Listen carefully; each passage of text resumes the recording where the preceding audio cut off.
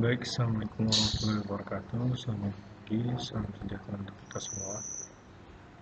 Mungkin langsung kita mulai aja. Ini untuk pertemuan kedua di mata kuliah eksplorasi panas bumi atau eksplorasi geothermal. Di pertemuan kemarin, pertemuan pertama ya, saya sudah menjelaskan mungkin secara tidak langsung ya tentang ini kontrak perkuliahan, terus penggunaan e-learning, presensi, dan KRS ya. Oke, kita langsung aja. Ini uh, untuk mata kuliah geothermalnya ya. Oke, teman-teman mungkin sudah familiar ya dengan kata geothermal atau panas bumi ya. Jadi memang geothermal ini berasal dari bahasa Yunani, dari kata geo dan thermos, di mana geo ini artinya bumi, thermos ini artinya panas. Jadi geothermal adalah panas bumi, gitu ya. Jadi memang inti atau core dari planet kita ini sangat panas ya. Dan estimasi saat ini ya dari penelitian, temperatur dari inti bumi atau core adalah sebesar 5000 derajat Celcius ya, atau 9932 derajat Fahrenheit.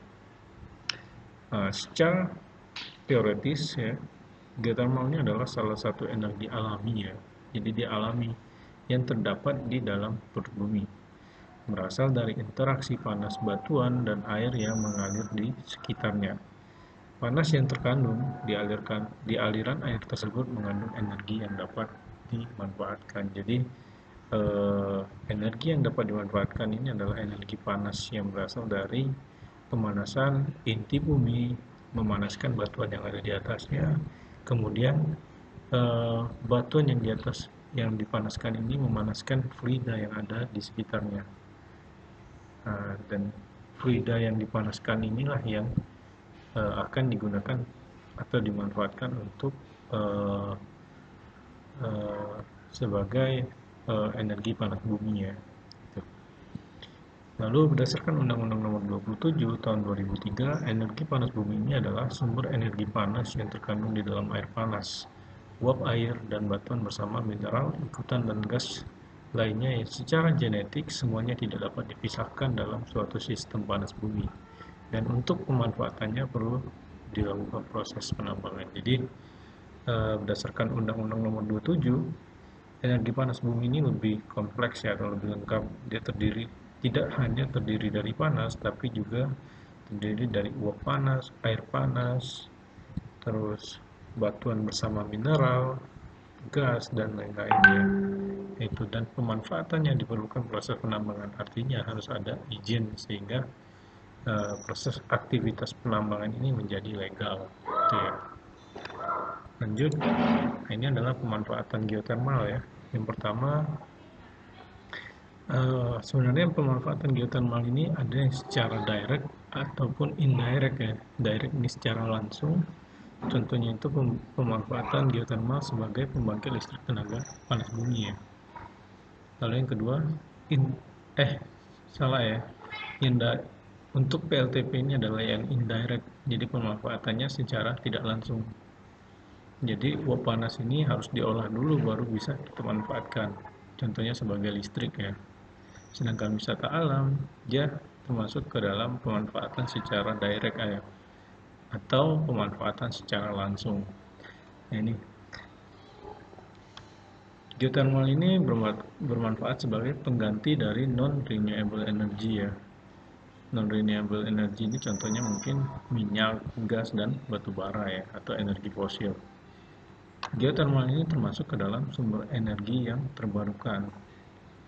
Mungkin paradigma yang dulu mungkin seperti itu ya, tapi sebenarnya yang lebih cocok menurut Pak Ahli itu ya, geothermal ini termasuk ke sumber daya energi yang sustainable ya.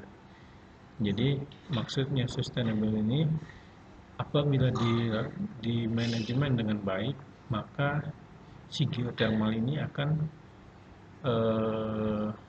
bertahan atau berlanjut terus sampai masa yang akan datang. Tapi kalau diolah atau di manajemen dengan jelek, maka si energi geotermalnya juga bisa habis. Contohnya apabila kita memproduksikan uap panas tanpa melakukan charging atau injeksi kembali fluida yang telah terproduksikan ke dalam reservoir, gitu ya, melalui sumur-sumur produksi. Oke, kita lanjut. Nah, ini ya. Nah, ini adalah contoh pemanfaatan energi panas bumi sebagai pembangkit listrik. Nah, ini adalah contoh PLTP. Kalau nggak salah saya ambil dari apa ya, PLTP Kamojang kalau nggak salah. Nah, ini ya. Jadi ini adalah contoh dari pemanfaatan dari indirect ya, atau secara tidak langsung. Nah, kalau kalian lihat di sini ya, perbedaan dari eh, lapangan geothermal dan lapangan migas ini sangat jauh berbeda ya. Kalau di geothermal alamnya masih bersih ya, pemandangannya hijau, temperaturnya rendah atau dingin ya. Jadi kalau di migas kalian lihat mungkin gersang, temperaturnya panas ya, dan uh, udaranya mungkin udah kotor ya, itu makanya uh, banyak value ya atau kelebihan yang bisa kita dapatkan apabila kita mempelajari atau berkecimpung di bidang geothermal itu ya. Next, nah ini adalah contoh surface facility yang ada di PLTP atau pembangkit listrik tenaga panas bumi. Ini adalah yang contohnya di Pertamina Kamojang ya, Jawa Barat.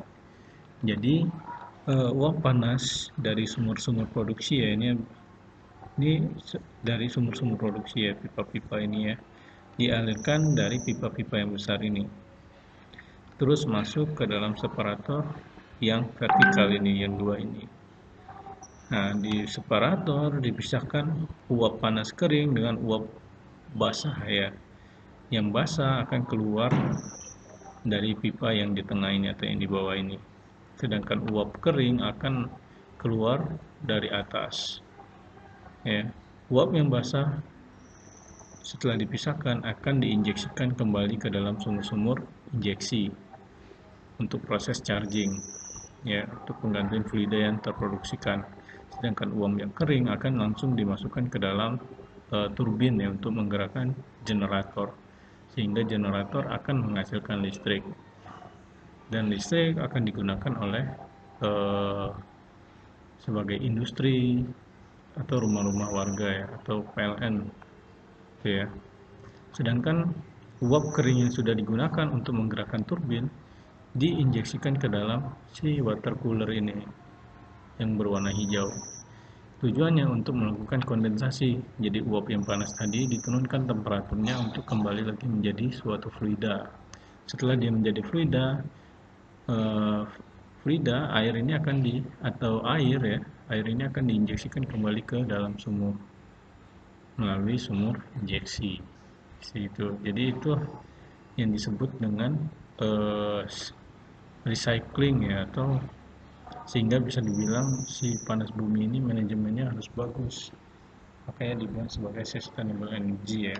Kalau ini tidak dilakukan, berupa charging tadi tidak dilakukan, maka sudah pasti fluida yang ada di dalam reservoir pasti akan habis tuh, tersisa hanya batuan saja kalau memang tidak ada zona resapan tuh ya. Next. Nah, ini adalah contoh pemanfaatan panas bumi sebagai wisata alam ya, atau direct use. Ini adalah contoh dari si kolam air panas. Nah, ini adalah salah satu contoh dari manifestasi panas bumi. Apa itu manifestasi? Nah, itu akan menjadi tugas untuk kalian jelaskan nanti ya. Next. Nah, ini juga adalah salah satu contoh dari manifestasi panas bumi yang ada di permukaan. Nah, ini ada contoh ya, biasa disebut dengan fumarole. Fumarole ini adalah uap yang keluar dari rekan-rekan batuan yang ada di permukaan. Biasanya fumarole ini menunjukkan bisa kita justifikasikan kalau di bawah permukaan reservoirnya ini adalah uap kering. Kenapa? Karena di permukaan saja dia sudah berupa uap, apalagi di bawah permukaan otomatis temperaturnya lebih tinggi lagi.